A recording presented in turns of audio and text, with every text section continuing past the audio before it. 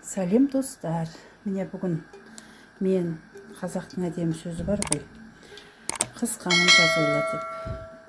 Сол айтқандай, бүгін мен қыстық салат жасауға кірісіп жатырмын. Қазір рецептімен бөлісемін. Міне мен қазір қазанға майды құйып жатырмын. Міне майым қызып жатыр. Ең бірінші мен пиязды саламын.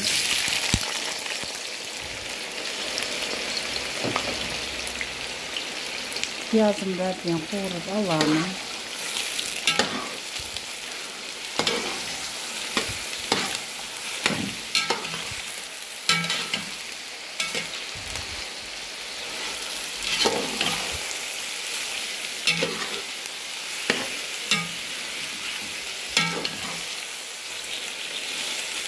Piyaz қуырылып болғаннан кейін, міне дайындап қойған сәбізімді саламын.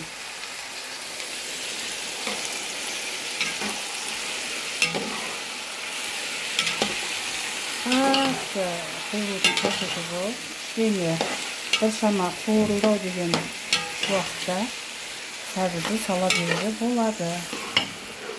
Себебі барлығы бірге де қуырыла береді. Міне.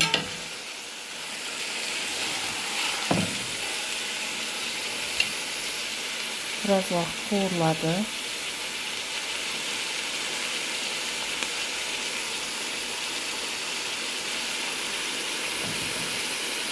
Bismillahirrahmanirrahim. Енді сәбізімді саламын. Міне сәбізді салып алдым.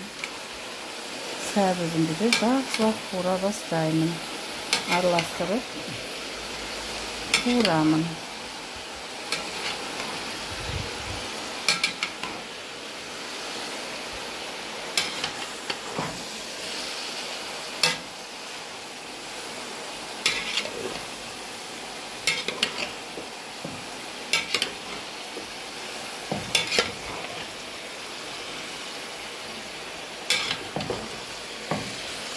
Сәбіздің біраз қуырылғанын күтеміз.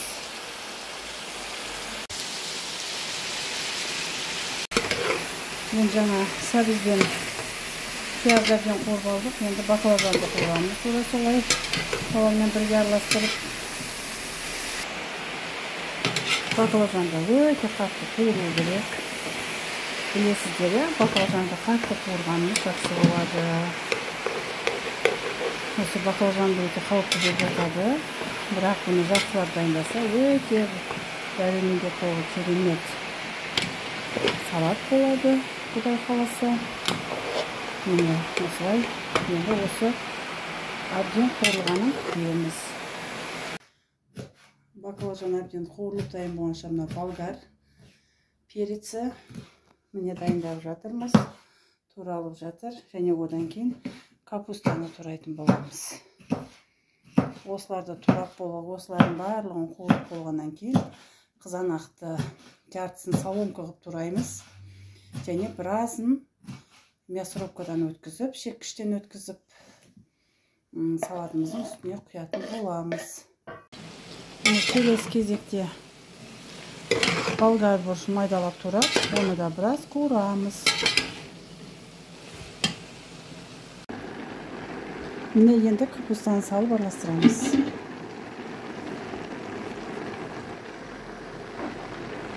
Капустаны салып араластырамыз. Азын-аулақ тұз себелеп қоямыз.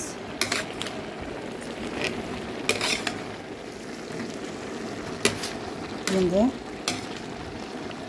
бұдан кейін енді біз помидорды шеккіштен өткіземіз.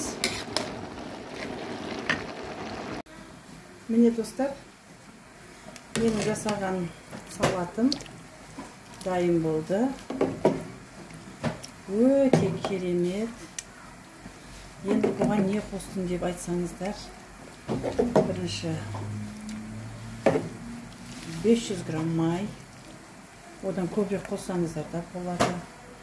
Одан кейін 3 килограмм пияз, 3 килограмм сәбіз, 3 килограмм баклажан, 2 бас капуста, одан кейін шамамен 10-15 килограмдай мен қызанақ қостым.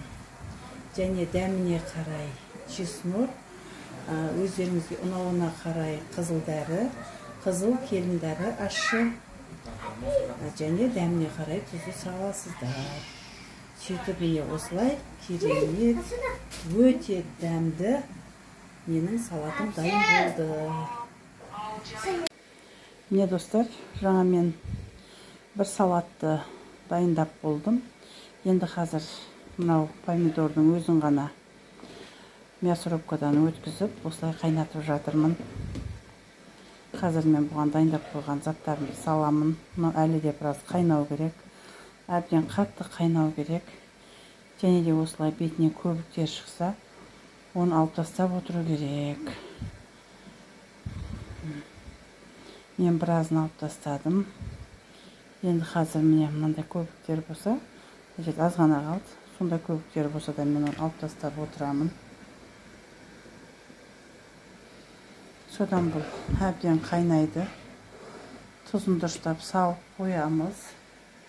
Қалағанымызша тұзды саламыз. Мен салдым. Біраз өзі дәмін көре отырып тұзын саламыз. Баяу отта қазір біраз қайнатамын тағы да. Банкіні паритетіп жатырмын. Мына жерде крышканы қайнатып жатырмын. Енді қазір қайнап болғаннан кейін уже дайын болып қалды. Мен қияр саламын. Огурцы. Осыған мен огурцерді сала бастаймын осы. Біраз қайнады. 15-20 минуттай қайнады.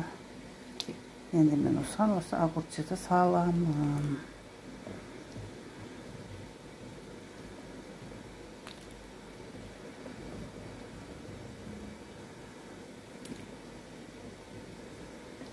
Өстіп огурцерді салып,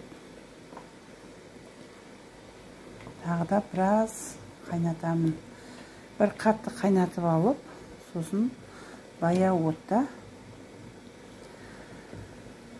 бір 15-20 минуттай қайнатамын.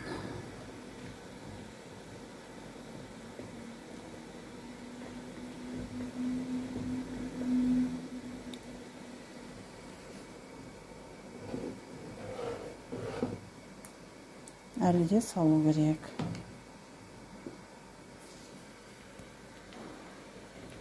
Бұл жаңа қыстың күні ертең палаумен, бешбармақпен жегенге өте керемет салат болады.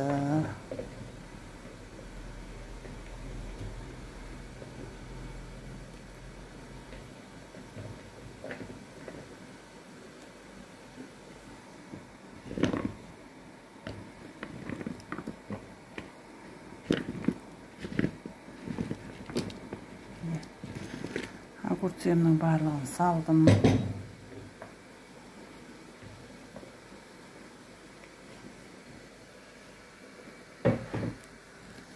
Не, огурцемді салдым.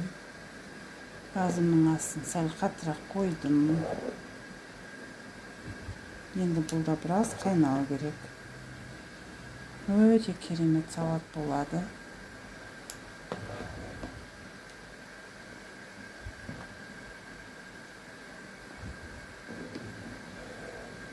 Огурцет салып болып, кішкене қайнағаннан кейін тағы да тұзын көреміз, дәмін көреміз.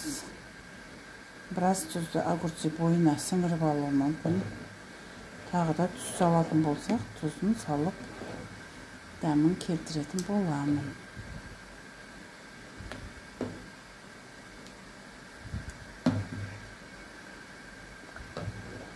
Менің кастрюлем мына жерде 15 литрлік кастрюль.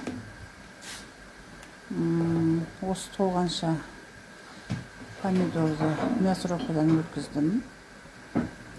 Содан бір 3 килограмдай огурцы салдым.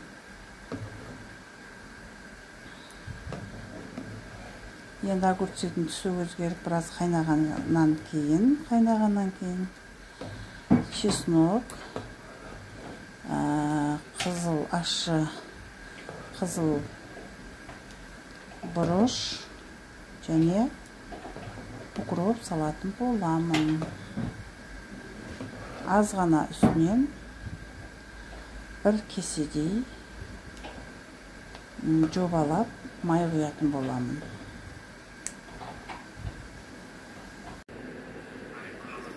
Міне достар, менің салатым дайын болып қалды. Бірақ әлі де қайнау керек. Әлі біраз уақыт қайнатамын. Огурцегін түстері өзгеріп жатыр. Міне чеснок мен ащы бұрышын салып қойдым. Майды енді құйған жоқпын. Майды қазір құямын майын. Сөйтіп кішкене аскөк укроп салып жіберемін. Ол да дәмін әдемі келтіреді. Сөйтіп банкілерге жабамын. Дайын болған банкілерімді жауып болған соң көрсетемін. Міне қыстың қамын жаз ойла деген осы. Қысқа арналған салаттар. Міне достар, салат дайын болды. Өте керемет салат шықты. Менің жасаған қыстық салаттарым сіздерге ұнаса, каналыма тіркеліңіздер, лайк басыңыздар, комментарий қалдырыңыздар. Қыста рахаттанып жейтін салат болды. Міне достар, менің кешегі жапқан салаттарым. Осылай бір-екі күн осылай төңкеріп қоямын. Сосын қайтадан әдемілеп осылай қойып қоямын. Барлығымыздың асымыз дәмді болсын. Осындай салаттарымыз, дәмді салаттарды жасап, рецептімізбен бір-бірімізге бөлісе берейік. Жақсы күндерде кездесейік. Жапқан салаттарымызды бала шағамызбен рахаттанып жеуді нәсіп етсін.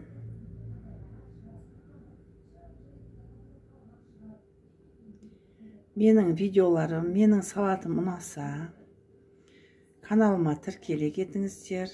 Лайк басып, комментарий жазыңыздар. Мен сіздерді жақсы көремін.